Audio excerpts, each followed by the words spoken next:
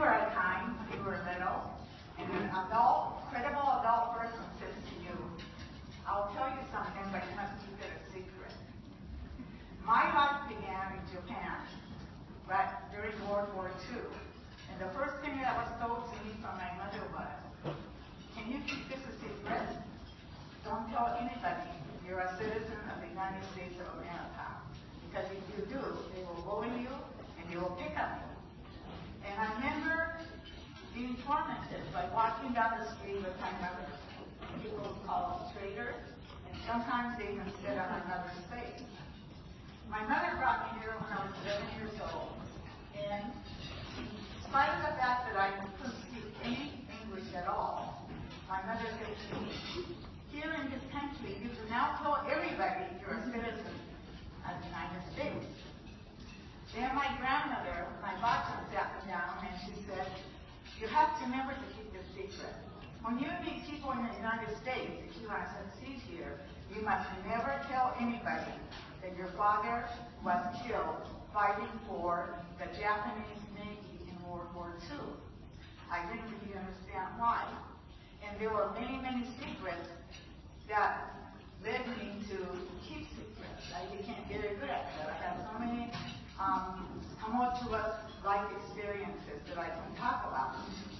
When I grew up, I was okay. I became acclimated, but there was something that was missing in me. I didn't know where I belonged. I didn't know who I was. I didn't know where I should live. I didn't know where my home was. I just literally didn't feel like I belonged. One day, a friend of mine said to me, why don't you come to this really wonderful writing group? It's sponsored by the Japanese Cultural Center. It's called Omoide. People meet at Omoide monthly, and they write stories and memoirs about their camp days. And I said, well, why did I go there? I wasn't in camp. She said, come anyway. So I sat, and the minute I entered that room, it felt so comfortable and safe. And the two leaders, Osh, Kyuchi, and Digoto, welcomed me in. And they encouraged me to write my own stories of what I remember about the World II times in Japan. So I started to write, and I would read to them, and they would listen, and they would cry, and they would laugh, and they kept encouraging me to write more.